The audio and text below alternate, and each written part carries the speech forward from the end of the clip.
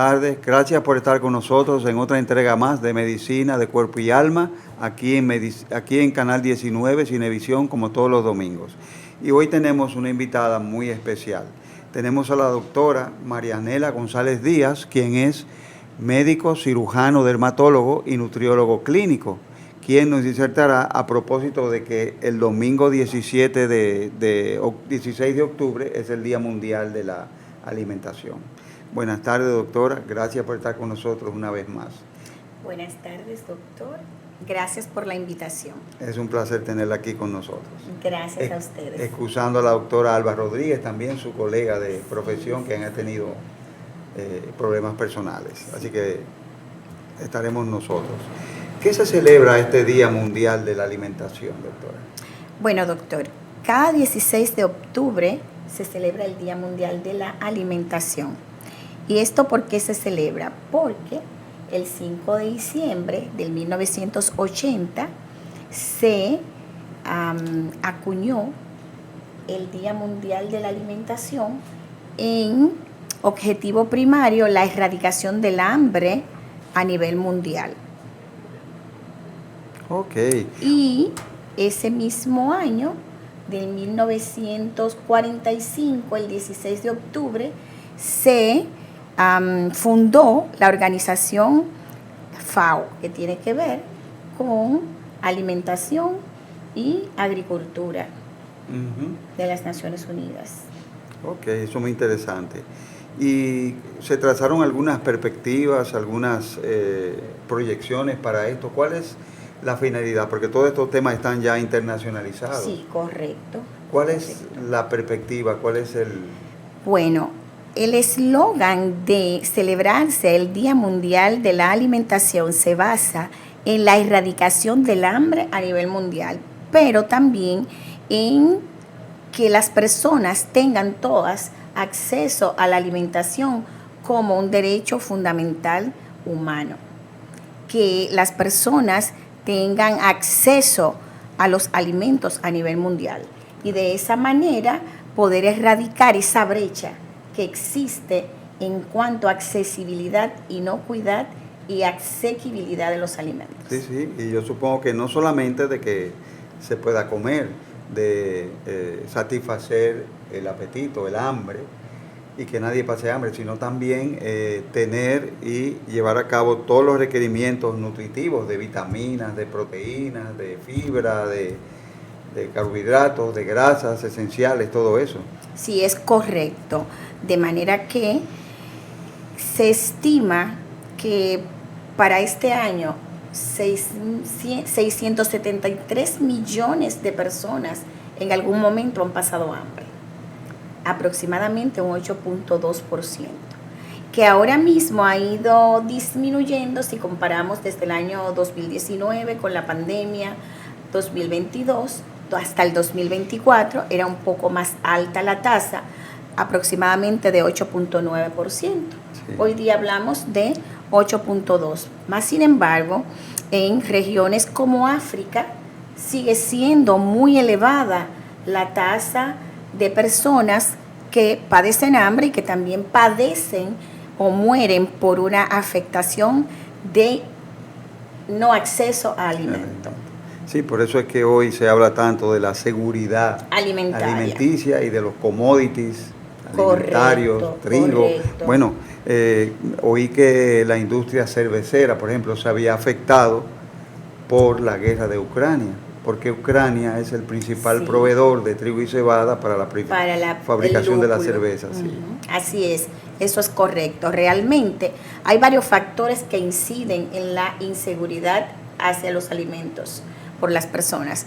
Puede ser comunidades muy vulnerables como los niños, niñas, mujeres en edad reproductiva, los ancianos, los pacientes con alguna alteración de salud mental a propósito del Día Mundial de la Salud Mental que se celebra hoy.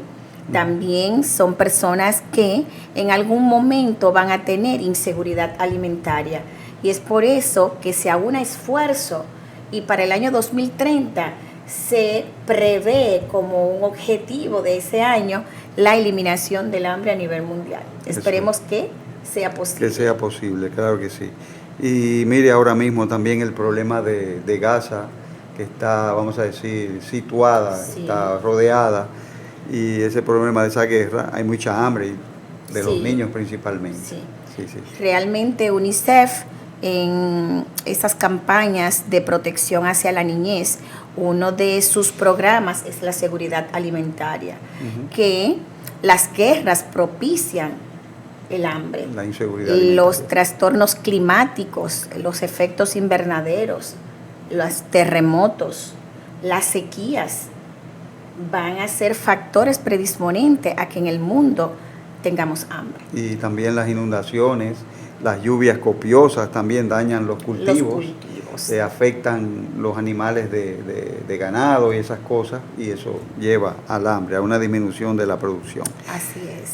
Pero hay dos factores porque en esto de la alimentación. Primero, el factor económico, la productividad es uno, y la seguridad alimenticia, la seguridad productiva.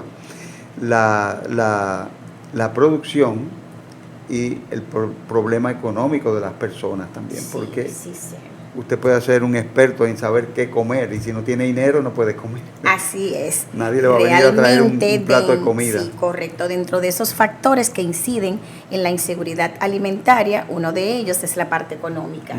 El desempleo genera poco ingreso o nada de ingreso, y eso conlleva a no tener accesibilidad a los alimentos. Sí. Doctora, también hay un hecho. La gente no sabe cómo comer y qué debe comer para mantener una salud estable. Por ejemplo, hay proporciones de los macronutrientes, que son los carbohidratos, las proteínas y los lípidos. La gente no sabe cómo repartir en la ingesta las cantidades de estos nutrientes.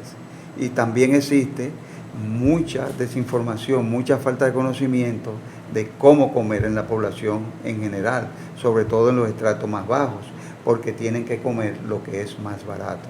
Así es. ¿Cómo se podría eso, vamos a decir, desde este punto de la perspectiva de la FAO, la Food, World Food Organization, todo eso? Todo eso. Realmente, más que recursos, lo que hay que tener es una buena educación alimentaria, porque a veces tenemos en nuestro patio alimentos de alto valor biológico, mas sin embargo no los comemos, más bien los vendemos. Tenemos gallinas que ponen huevos, tenemos plátanos sembrados en los patios, tenemos verduras, vegetales y demás, que aportan una carga importante de proteínas, de carbohidratos, de lípidos esenciales que van a llevar a la consecución de una buena salud. Mas, sin embargo, como no estamos educados adecuadamente en materia de alimentación y nutrición, pues tenemos una alimentación deficitaria. Realmente existen reglas para alimentarnos desde el punto de vista nutricional. Tenemos la palma de las manos, se divide y está la regla del plato, que el 40 al 60% sea de alimentos que aportan rápidamente energía, como son los carbohidratos y los lípidos.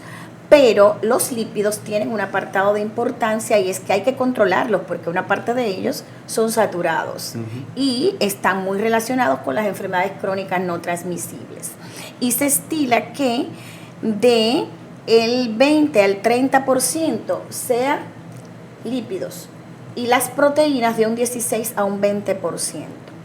Esa sería más o menos la división de esos nutrientes, de esos macronutrientes que debemos que ingerir. Pero no solamente son los macronutrientes, también tenemos los micronutrientes. Por ejemplo, el hierro, que es un mineral tan importante a nivel cognitivo porque va a favorecer la oxigenación tisular y sobre todo nuestro cerebro.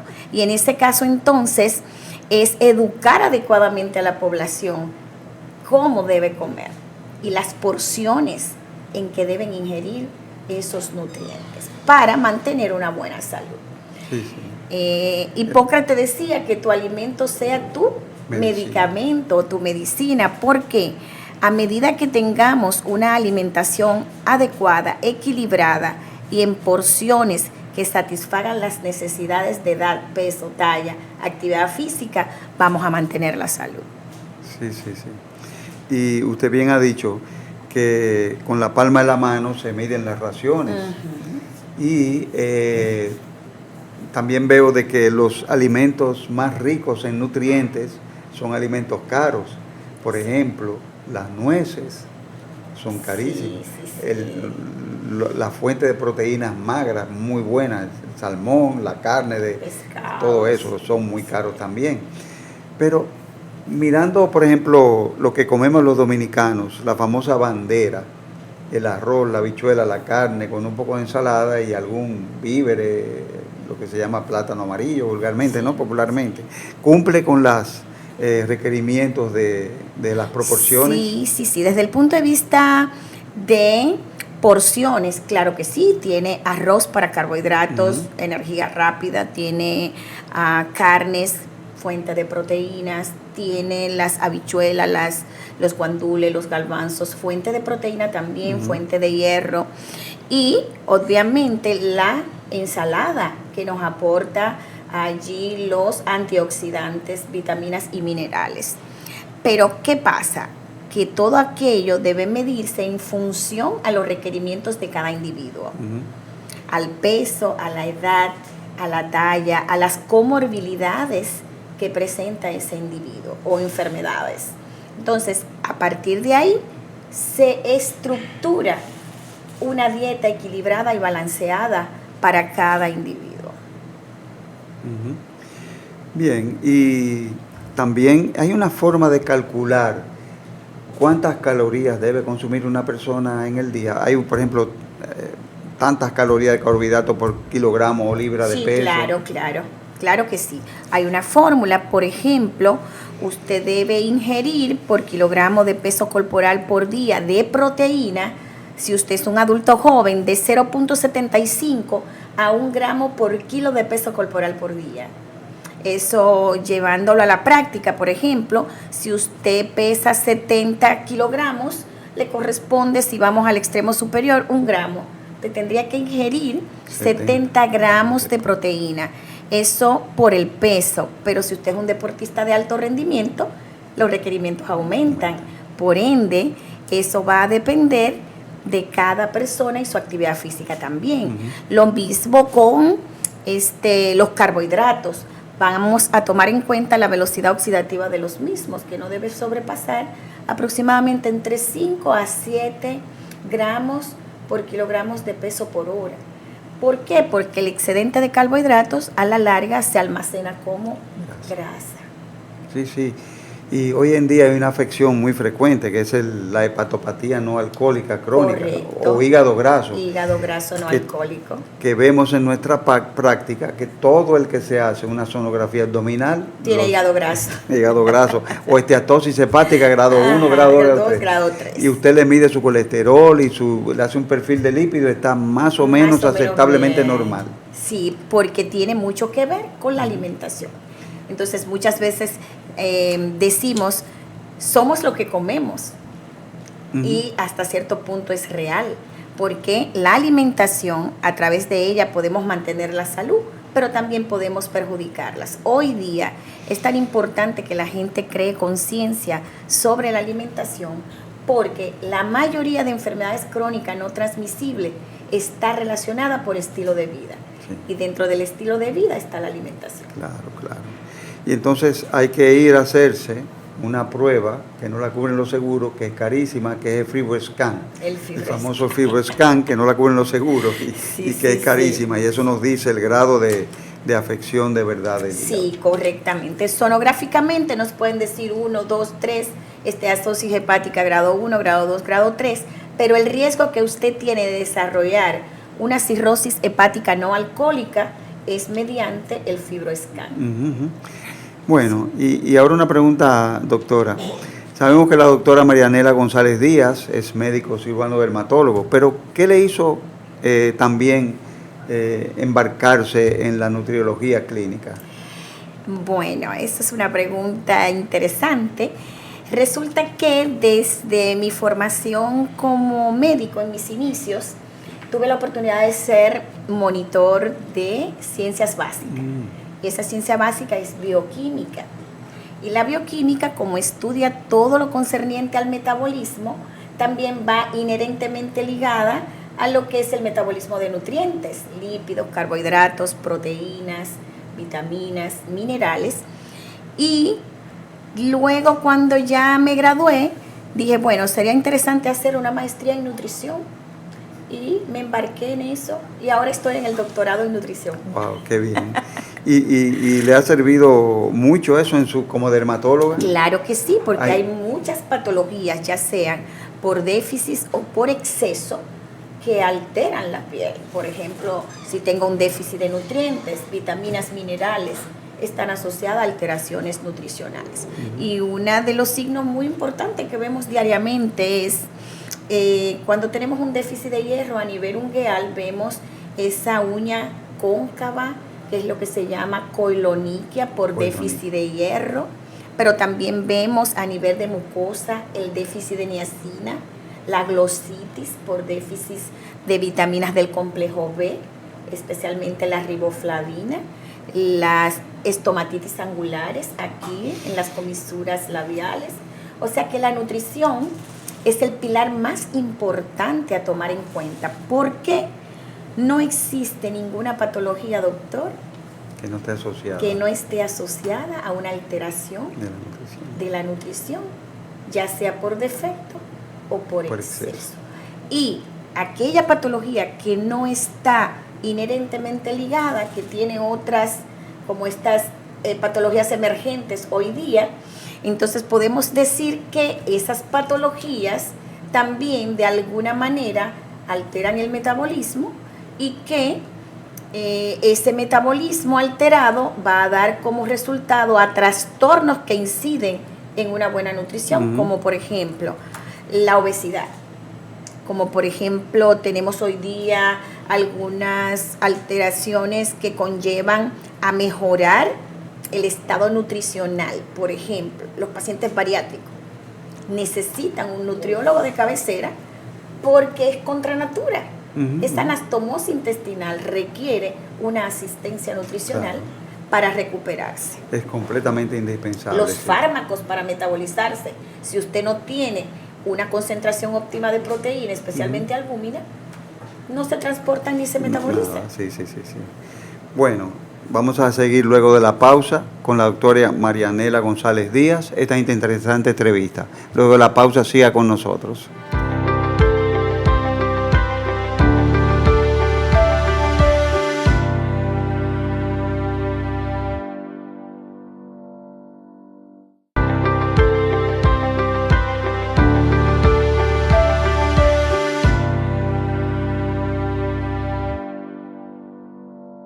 Siguiendo con el contenido de hoy, tenemos la doctora Marianela González Díaz, dermatólogo, cirujano y nutriólogo clínico. Y con hoy estamos conversando sobre el Día Mundial de la Alimentación, que va a ser el 16 de octubre. Doctora, hablamos de cómo comer bien para, usted dijo un término bien específico, para mantenerse nutrido y no tener ningún déficit ni ningún exceso. Pero tenemos ahora un problema, que es la obesidad. Así es, doctor. La obesidad es la enfermedad del siglo. Pasamos del hambre, en un continente están hambrientos, en otro continente estamos en sobrepeso. Están en sobrepeso, pero es importante tomar en cuenta que inciden diversos factores. Y uno de esos factores es la parte genética. Es lo que llamamos factores o estresores no modificables. No nos podemos quitar los genes, más sin embargo, el medio ambiente sí lo podemos controlar. Y dentro de esos factores está la alimentación incorrecta, no equilibrada, no balanceada. Entonces, los carbohidratos tienen un peso específico. ¿Por qué? Ahorita decíamos que cuando los carbohidratos se metabolizan, el excedente se convierte en grasas. Y grasas de almacenamiento, que va a dar como resultado que tengamos sobrepeso, que tengamos obesidad y que tengamos hígado graso.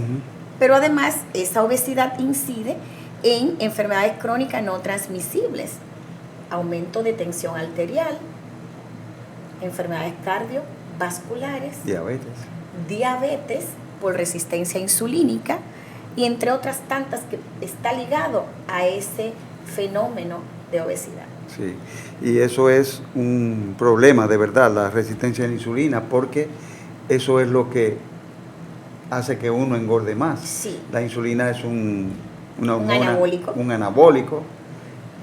Cada vez más necesitamos más insulina para que nuestro cuerpo procese los carbohidratos, pero a veces eso es anabólico. Claro. Mientras hay insulina, dicen los dietistas, no sé si es verdad, que no se puede perder peso médicamente. Realmente es así, porque la insulina es una hormona anabólico-proteica, pero además metaboliza los hidratos de carbono porque favorece que la glucosa entre hacia la célula. O sea que dicen que no se quema grasa si hay un hiperinsulinismo.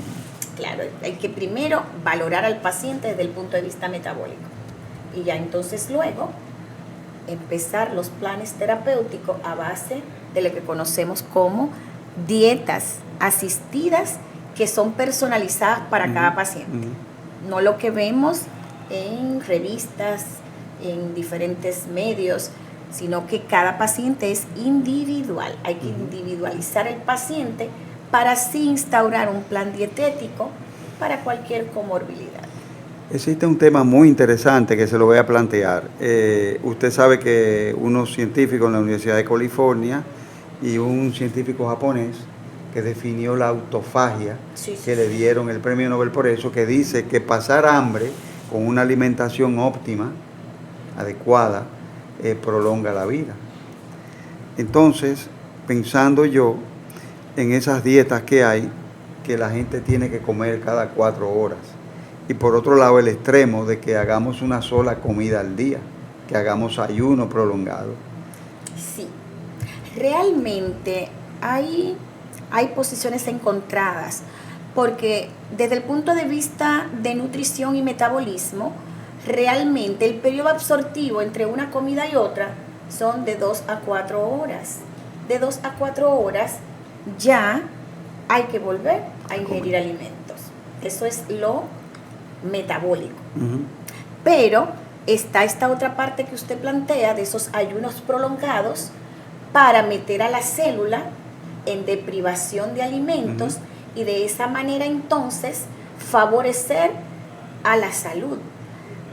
Pero si bien es cierto que a los científicos se le dio su premio Nobel por ese mecanismo de autofagia y deprivaron a la célula de ciertos nutrientes, porque se ha relacionado que el cáncer, por ejemplo, tiene una mayor alimentación de esos nutrientes calóricos, básicamente carbohidratos y proteínas.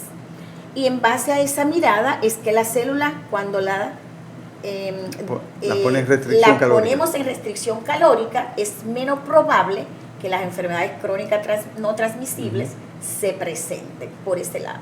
Y los fenómenos apoptóticos también se dan en menor cuantía. Pero la verdad es que también en esa mirada de ese fenómeno de autofagia hay que ver al paciente de manera individualizada, ni en desarrollo y crecimiento, en el embarazo y la lactancia, tampoco ese fenómeno está plenamente estudiado. Sí. Pero sí hay unos estudios muy importantes y es cierto. Yo particularmente soy de los que pienso de que uno debe hacer 2 comidas al día. La mejor comida en el desayuno, ¿no? Y una comida, un brunch, como dicen, a las 3, las 4 de la tarde y ya no cenar. Sí. Realmente si nos vamos a esa parte metabólica, ya cuando vamos a la cama, vamos a estar inmóvil, no vamos a hacer ejercicio, el consumo energético por nuestro cuerpo es menor. Solo necesitamos un mínimo de caloría, que es lo que se llama tasa metabólica basal, para respirar, para que nuestro corazón lata, para que nuestros órganos internos funcionen. Y realmente el consumo es mínimo. Sí, cuando estandarizamos los planes dietéticos y las personas tienen que ingerir su cena, la cena se recomienda que sea menos de 200 calorías. Exactamente. Para irse a dormir. Había una dieta antes, me acuerdo que una vez estuve con un doctor que me puso a dieta y trabajé mucho con él, y me ponía unas dietas que se llamaban disociadas. Un día solamente se comía frutas, un día se comía vegetales solamente, un día se comía proteínas solamente, otro día se comía carbohidratos solamente, otro día se comía grasa, o sea, es decir, nueces solamente. ¿Qué usted piensa de esas dietas disociadas? O sea, disociar los grupos de alimentos y ponerlos individualizados un solo día. Sí, hay muchas miradas en esa tesitura. ¿Por qué? Porque diferentes tipos de dietas existen y esas dietas disociadas son para manejar una situación, en este caso la obesidad. No es una dieta estándar para mantener la salud, sino para corregir un problema, en este caso la obesidad. Pero no tienen un resultado permanente en el tiempo. ¿Por qué? Porque cuando usted las deja, viene el fenómeno de rebote. Entonces, ¿qué es lo que se recomienda? Disminuir la porción y por ende una menor ingesta calórica de manera sostenida.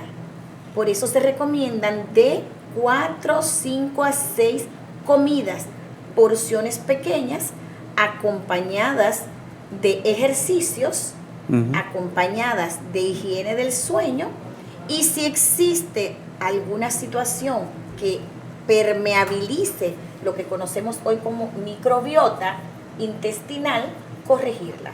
Ahí tenemos la disbiosis, se supone que nosotros debemos estar en eubiosis 24/7, pero sabemos que no es así. Vamos a explicar eso, ¿verdad? A los amigos que nos están viendo. La disbiosis, la simbiosis es nuestra flora intestinal. Cada órgano tiene una flora. Así es. Usted como dermatóloga sabe que hay una flora en la piel, hay una bacteria en la orina, hay una bacteria en el sistema genital de la mujer y hay unas bacterias en el intestino que son muy importantes. Sí. Y que son muy saludables porque producen una serie de sustancias que se llaman postbióticas. Postbióticas. Son los prebióticos, que son los que alimentan.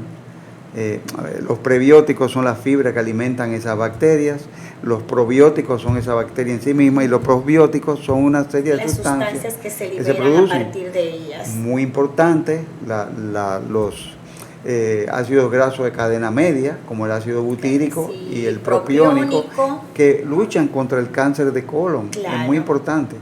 Y muchas sustancias con capacidad neurotransmisores cerebrales que, o sea, por eso es que dicen que el intestino es el segundo cerebro. El segundo cerebro, el sistema nervioso. Claro.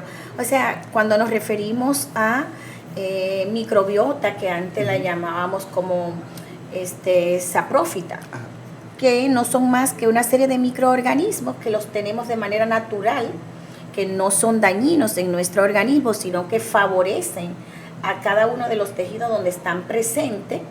Y cuando se exacerba esa producción bacteriana, ahí es que viene ese desbalance que se conoce como disbiosis. Y empiezan los problemas de disfunción a nivel de la microbiota. Hoy está muy en boga hablar de microbiota, es un tema bastante extenso porque, como bien apunta usted, doctor, cada órgano tiene su microbiota, su propia flora. Y el intestino es nuestro segundo cerebro, realmente. Y las fibras que están en nuestra dieta, que no son digeribles, no nos aportan energía, están allí para cumplir una misión. Desde la detoxificación, desde el aporte de agua y el tránsito intestinal, mejorarlo. Y también cuando las bacterias que están en ese tracto colónico son fermentadas, esas fibras por ellas, producen ácidos grasos de cadenas cortas interesantísimos que van al ciclo de Krebs y aportan energía para esas propias células, como es el propiónico, el butírico, el acético. Y De ahí que las fibras deben ingerirse en nuestra dieta de un 20 a un 30%. Va a variar dependiendo la región, el tipo de dieta y la cantidad de fibra que aporta esa dieta. De los alimentos endémicos de esa Claro, región. claro. No es lo mismo los Claro. cultivos en República Dominicana que en Claro, Noruega. claro, En el claro. Polo Norte o en Sí. áreas muy calurosas, semidesérticas. Se debe ingerir probióticos desde el punto de vista de nutrición. Hay una mirada que cuando ya tenemos situaciones problemáticas, cuando se ve comprometida nuestra microflora o nuestra microbiota, entonces sí hay que fortalecerla. Y por eso usted ve que ya en el mercado tenemos muchas sustancias probióticas, pero es para fortalecerlo. Si su flora no está comprometida, no se usa lo que no se necesita. Yo soy de esa bandera. Pero cuando ya usted tiene un trastorno a nivel de su microbiota, vamos a modificar alimentación, vamos a modificar ese estilo de vida alimentario y vamos a fortalecer ese tracto intestinal que está disbiótico y vamos sí a utilizar los denominados probióticos. Sí.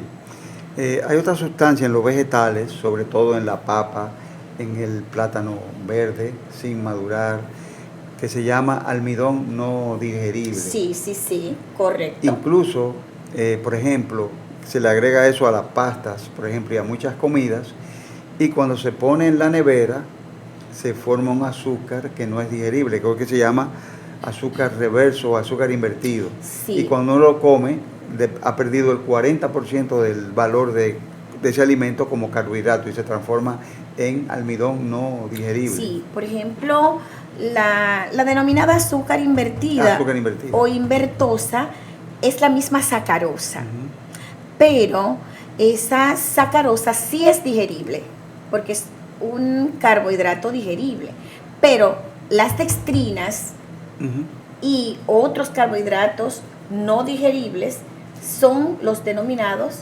carbohidratos fibras, esas fibras, que son las que tienen una menor capacidad de digestión, porque no tenemos esas enzimas que las degraden, pero además esas fibras van a aportar beneficios al organismo.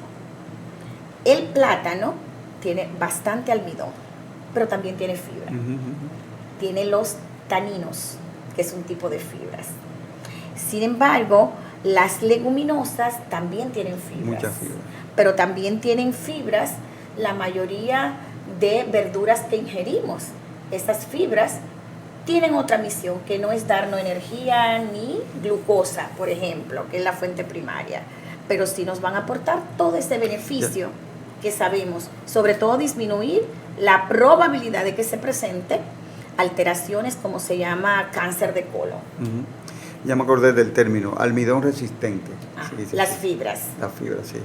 Y cuando se meten, hay un tipo de ese tipo de fibra, cuando se mete en la nevera que se refrigera, cambia la molécula y no es digestible. Sí, ese es las dextrinas, que son amilodextrina, acrodextrina y acrodextrina, amilodextrina y eritrodextrina. Y la eritrodextrina, dependiendo del alimento donde vengan. Sí. Doctora, volviendo al tema de la obesidad, vemos ahora que está muy de moda las cirugías bariátricas, ¿verdad? Sí, que existen varios tipos.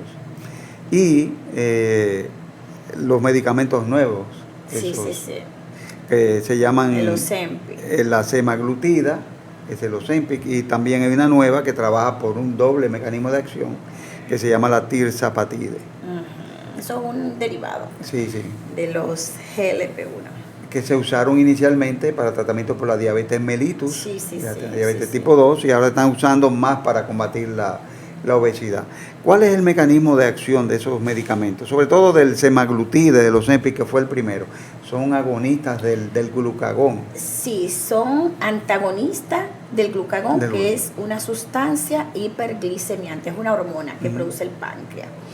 Y realmente es un boom hoy día para perder peso todos esos derivados de GLP-1, que tiene que ver con mejorar la resistencia insulínica. Ujú. Entonces, sí, se utilizó para diabetes, vieron esos resultados también en la pérdida de peso. ¿Eso por qué?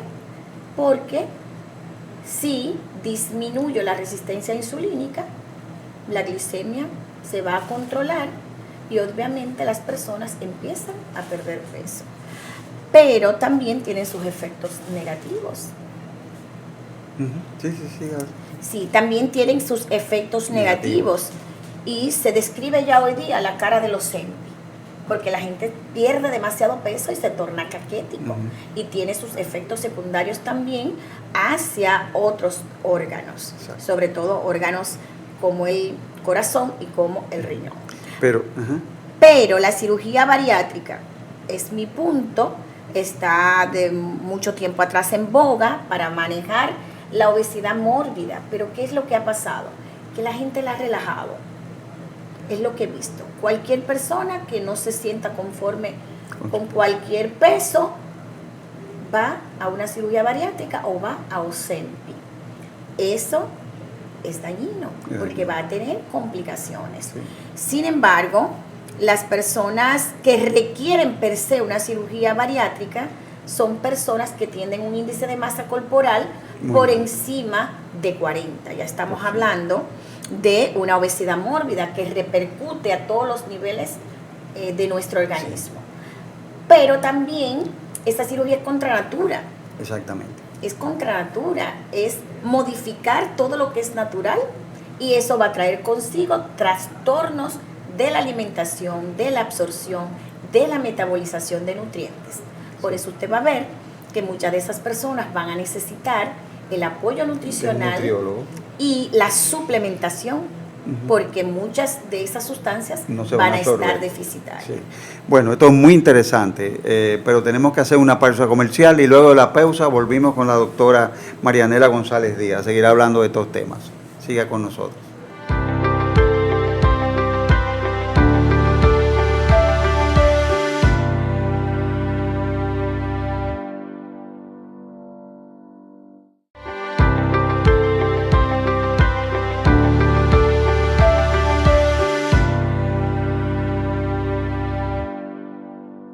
Seguimos con esta interesante entrevista con la doctora Marianela González Díaz, aquí hablando de obesidad y cómo combatirla. Doctora, entonces, claro, todas estas cosas que hacemos son contra natura, pero por otro lado la obesidad es un problema. ¿Cómo podemos valernos de todas estas cosas? ¿Cuándo hacerlas?